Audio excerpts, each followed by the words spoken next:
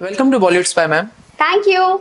House arrest में आप participate कर चुकी हैं। पहले तो जानना चाहेंगे कि कैसा एक्सपीरियंस था वहां पे, और आपको शो का कंसेप्ट जब आपने सुना तो कैसा लगा, किस चीज ने आपको मोटिवेट किया वहां पे पार्टिसिपेट करने के लिए। देखिए, मैंने पार्टिसिपेट किया था। पहली बात मैं बता देती हूँ, एक्सपीरियंस मेरा बहुत अच्छा है अभी। लेकिन जब मैं इनिशियली गई थी तो मुझे ऐसा लगा कि एक जिद्दी बच्चे को, एक बिगड़ैल बच्चे को, जैसे कि एक बिगड़ैल लड़की को डाल दिया गया है एक सुधार गृह में, जहां पे ना उसे मोबाइल मिलेगा, ना उसकी पसंद की खाने पीने की चीजें मिलेंगी। जो आधी रात को भी क्रेविंग होने पे पैनकेक मंगाती है, न्यूट्रेला अपनी पसंद का ही इंडल्स, तो वो सब कुछ नहीं मिलने वाला है उसे। एक मतलब हाउस अरेस्ट, जैसा कि नाम था, घर में कैद। सच में ही हम लोग घर में कैद थे। अपनी मर्जी से हम कुछ भी नहीं कर सकते थे। और दूसरी बात, जो शो का फॉर्मेट था वो काइंड ऑफ बिग बॉस था। और इसमें आपको कोई भी जज नहीं करेगा, आप जैसे चाहे वैसे रह सकते हो, आपको लैंग्वेज की भी फ्रीडम है। ये सब पहले से बताया गया था। और बोल्ड कंटेंट रहेगा, ये भी हमें मेंशन किया गया था। तो ऑब्वियस बात है कि मैंने थोड़ा टाइम लिया था सोचने का। और जहां तक कि मैंने टाइम लिया था, मैंने पूरा 2 महीने का टाइम लिया था सोचने का कि मुझे जाना चाहिए या नहीं जाना चाहिए। फिर मैंने फाइनली सोचा कि चलो चले जाना चाहिए। तो ये शो की कास्टिंग काफी पहले स्टार्ट हुई थी, बट हाँ, मुझे भी 2 महीने पहले पिच किया गया था। पिच सभी को किया गया था, बट उन्होंने लिया उन 12 पार्टिसिपेंट्स को जिनको उन्हें लगा कि लेना चाहिए। तो मेरा काफी ओवरऑल अच्छा रहा है एक्सपीरियंस अभी। लेकिन इनिशियली मैं कहूंगी कि रियलिटी शो इज लाइक कि भाई, जैसे आपको एक आजाद परिंदे को पिंजरे में कैद कर दिया, वो वाली लाइफ होती है। क्या कोई ऐसा मोमेंट है वहां पे जो आपको अभी तक याद है, चाहे पॉजिटिव हो या नेगेटिव हो। यहाँ सारे पॉजिटिव ही थे, वैसे नेगेटिव भी तो ये हुए थे कि मैं जिद्दी हो जाती थी, मुझे घर जाना है, घर जाना है।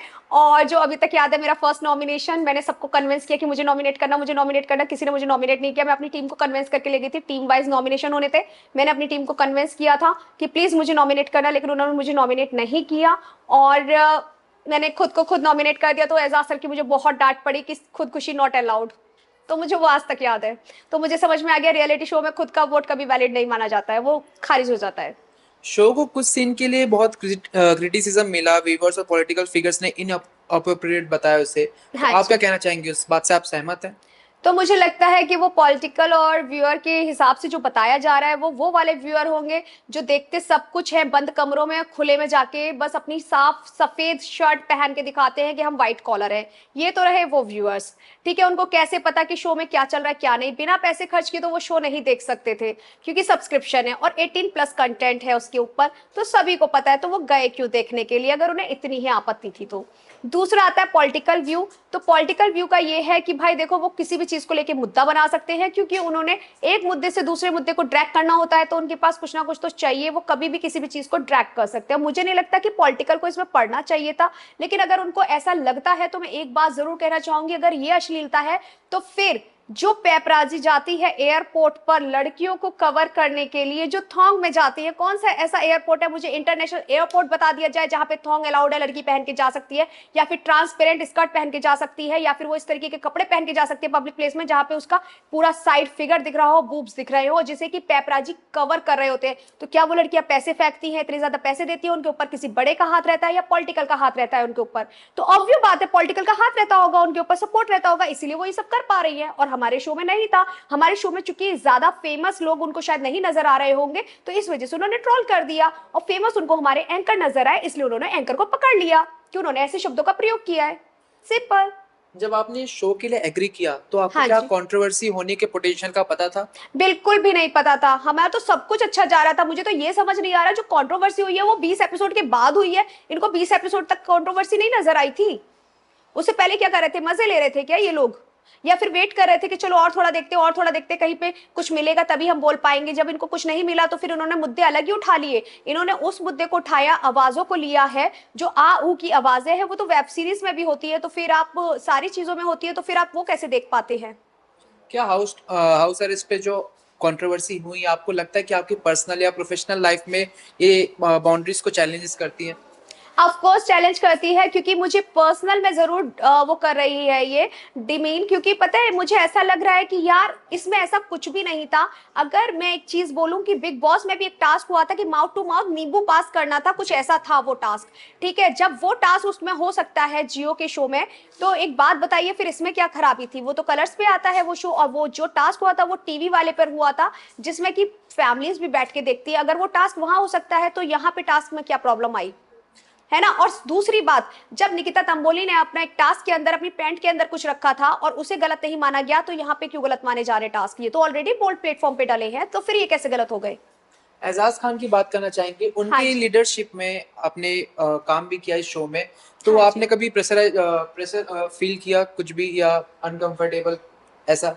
देखिए, टास्क का प्रेशर सबके ऊपर होता था जब टास्क दिए जाते थे, और जब वो डांटते थे वो प्रेशर भी सबके ऊपर होता था कि आपने गलती करी है तो आपको डांट खानी पड़ेगी। लेकिन मुझे उनकी नजर या उनके बात करने से, या उन्होंने कभी पहली बात किसी को टच ही नहीं किया, वहां पे सिर्फ हग भी वो होता था, साइड हग होता था, वो भी जब जब आपने कोई बहुत अच्छा काम किया है, या हर किसी को उन्होंने हग भी नहीं किया है। तो ऐसा कोई अनकंफर्टेबल उनकी तरफ से नहीं था, क्योंकि ऐसा नहीं है कि शो के अंदर उसके बाद उन्होंने एक इफ्तार पार्टी भी रखी थी, उन्होंने बहुत डिसेंसी से वो मेंटेन रखी थी, और सब उनके फादर भी थे, उनका बेटा भी था, सब लोग थे उनके फैमिली में, और बहुत डिसेंसी से उन्होंने वो पार्टी भी मेंटेन करी थी। जबकि हालांकि सब लोग जानते हैं कुछ विवादों के चलते उनकी वाइफ नहीं थी, वो जेल के अंदर थी, चाहते तो वो तब भी तो फायदा उठा सकते थे। जब उन्होंने तब नहीं उठाया किसी का फायदा, तो अब क्यों उठाएंगे? बिल्कुल। कुछ क्रिटिक्स का कहना है कि हाउस अरेस्ट टीआरपी के लिए मोरल बाउंड्रीज को क्रॉस करता है, तो आप इस बात से कितना सहमत हैं? मुझे नहीं लगता कि इसकी उसको जरूरत है टीआरपी के लिए, क्योंकि ऑलरेडी शो इतना अच्छा जा रहा था, और हमारी जितनी भी सीरीज है, जितने भी उसमें लड़कियां थी, वो सब बोल्ड की एक्ट्रेसेस हैं। तो मुझे लगता है कि ऑलरेडी फैन बेस उन लोगों का सबका अच्छा है, कि लोगों को पसंद आ रहा था, तो टीआरपी की जरूरत मुझे नहीं लगता कि उल्लू को जरूरत पड़ेगी। उल्लू ऑलरेडी फेम में रहा है। मुझे ऐसा लगता है कि जो अदर ओटीटीज है जिनके शोज नहीं चल रहे हैं, जो इन्होंने इतने रियलिटी शोज बने हैं जो ट्रेंडिंग में नहीं गए हैं, चूंकि हाउस अरेस्ट बहुत कम टाइम में बहुत जल्दी ट्रेंडिंग पे चला गया, तो ये उन लोगों को एक धक्का लगा कि इतने कम टाइम में इतना अच्छा शो कैसे बन गया और इतनी जल्दी ट्रेंडिंग में कैसे चला गया। क्या आपको लगता है कि एजाज खान पब्लिसिटी के लिए लिमिट्स को जानबूझकर पुश करते हैं? ऐसा कभी फील मुझे हुआ? ऐसा नहीं लगता है, क्योंकि अगर वो लिमिट को पुश करते हैं तो फिर पब्लिसिटी वाले जो है जाते हैं तो वो दिखाते क्यों हैं? उनको नहीं दिखाना चाहिए अगर दिक्कत है तो। और मुझे नहीं लगता कि इसमें कोई भी लिमिट को पुश किया गया है।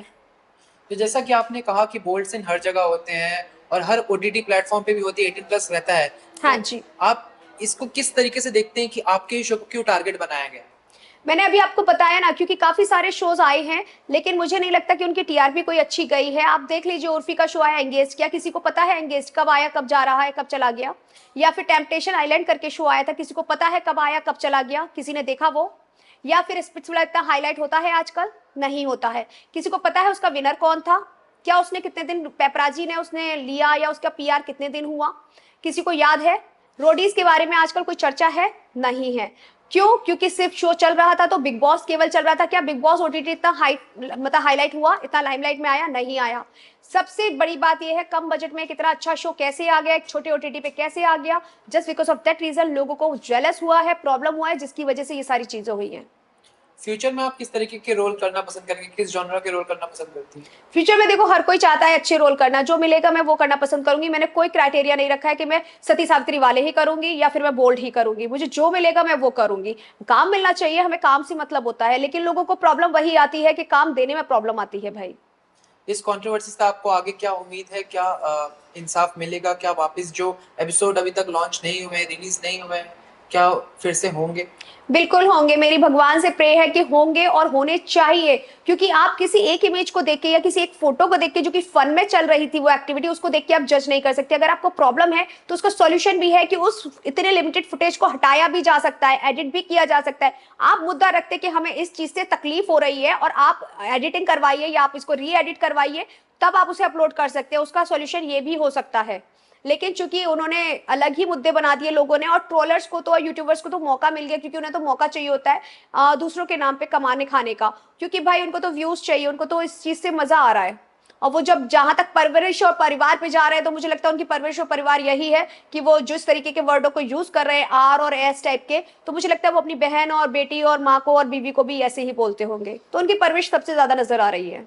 ओके, लास्टली अपने व्यूअर्स को क्या मैसेज देना चाहेंगी आप? मैं कहना चाहूंगी, आप हमारे शो को प्यार देते रहिए, शो आना चाहिए और हमारे शो को देखिएगा भी, क्योंकि शो बहुत अच्छा है। बहुत सारी इतनी अच्छी अच्छी चीजें उसके अंदर हुई है, इमोशनल पार्ट भी है, और प्लस हमारे टास्क भी अच्छे हुए हैं। ऐसा कुछ भी नहीं है उसके अंदर कि आप एक दो चीजों को लेके अगर इस चीज को बना रहे हैं, अगर आपको लगता है कि वो गलत है तो आप बोलिए कि उसको एडिट कर दिया जाएगा, बट उसे रीअपलोड होने दीजिए। मेरी यही गुजारिश है कि प्लीज हमारे शो को आने दीजिए। Okay, thank you so much ma'am, thank you for your time. Thank you.